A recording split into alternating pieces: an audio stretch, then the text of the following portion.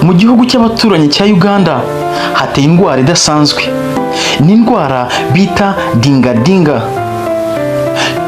Muri iki cyumweru mu gihugu cya Uganda by'umwihariko mu karere ka Bundi Buryo, sinzi niba bisobonye neza, ni uko nguko bahita, hadutse indwara idasanzwe yitwa dingadinga, abenshi bahaye akazina ka dancing disease.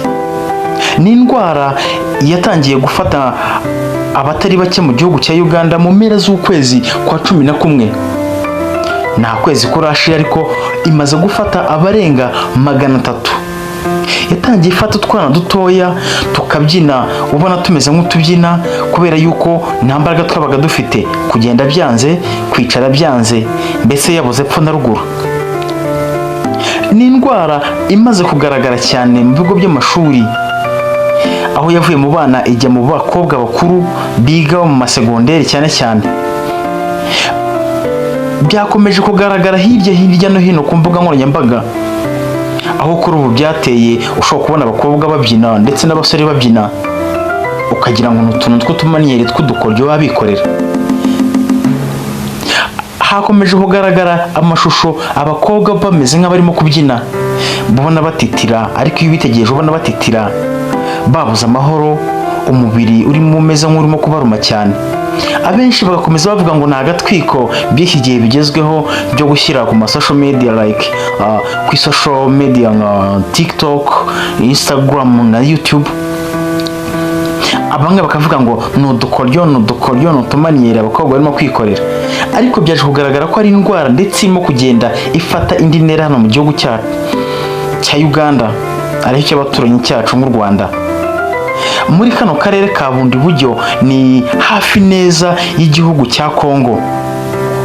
Kugira ngo byumve neza, ni akarere gahanye imbibi nk'uko tubona za Rubavu, Gisenyi, aho ngaho hahana imbibi na Kongo, nabo nuko muri ako karere ka Bundi Buryo, ako karere gahana imbibi n'igihugu cya Kongo. Muri iki gihe mu minsi ishize mwakomeje kumva Kongo igenda igaragaramo indwara zitandukanye z'ibyorezo, ariko iyi ngiyi yo yagaragaye mu gihugu cya Uganda honyine. Twahise natwe nk'abantu babangutse cyane twibaza, iyi ndwara nibwo bwa mbere igaragaye ku isi bita dingadinga, niryo zina bayihaye, cyangwa se dancing disease.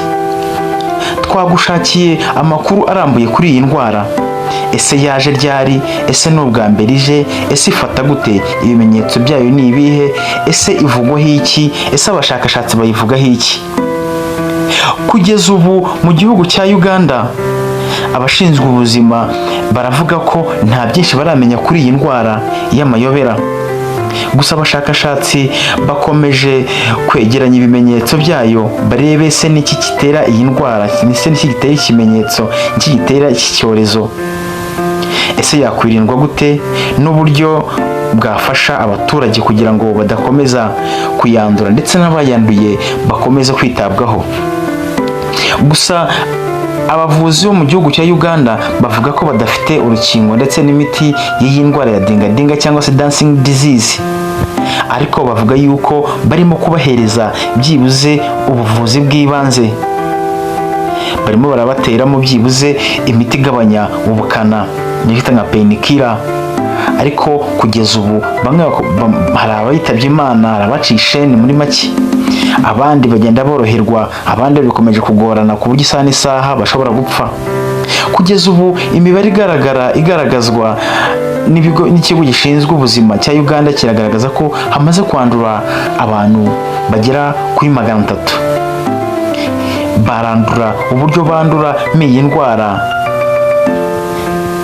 biragaragara ko umuntu irimo gufata arimo kubatitira cyane, ameze nk'urimo kubyina, barimo kurangwa nanone kandi n'umuriro mwinshi ndetse no gucika intege. Reka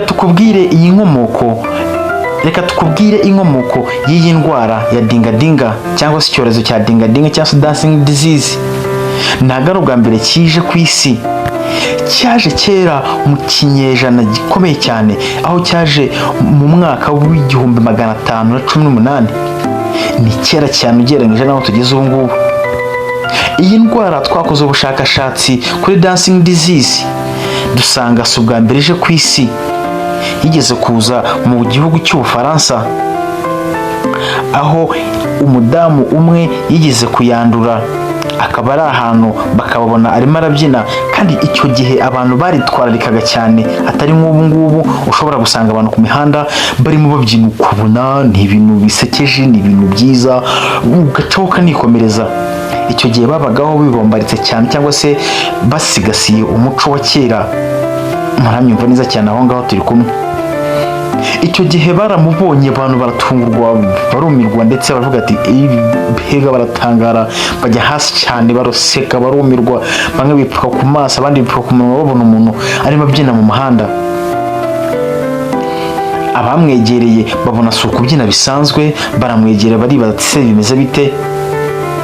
Babona yacitse intege, kwicara byanze, guhagarara byanze, kuryama byanze, kugira ikintu akora byanze, umubiri wose wacitse intege, ameze nk'urimo kubyina. Babanza kugira ngo ni agatwiko, kumbi yari yarembye, yafashwe n'iyi ndwara abagande bise dingadinga cyangwa se dancing disease, kubera yuko umuntu aba ameze nk'urimo kubyina.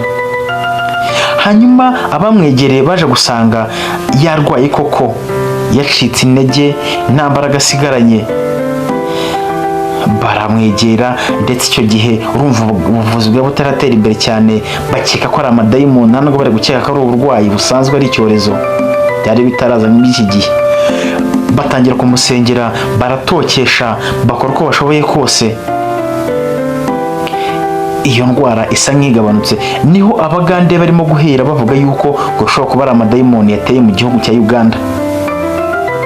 Gusa ubushakashatsi buracyakomeje. Icyo usabwa ni ugukurikira Turatsinze wawe, ubundi tukikomeza. Make sure that ko wakoze subscribe hasi aho ngaho ku nzogera ukozeho, kugira ngo ubutaha iyi nkuru turimo turayikoraho ubushakashatsi. Ntabwo twari twabona amakuru yayo arambuye cyane, kuko ubushakashatsi buracyakorwa. N'ibyo umuntu yamenya ntiyabitanga, kuko ntabwo yaba afite amakuru yizewe neza 100%. Ariko aya makuru dukesha ikinyamakuru The Choice Life kiragaragaza ko ari uko bihagaze kugeza ubu ngubu mu gihugu cya Uganda ku bijyanye n'iyi ndwara. Ngende Turatsinze wawe, reka tugaruke.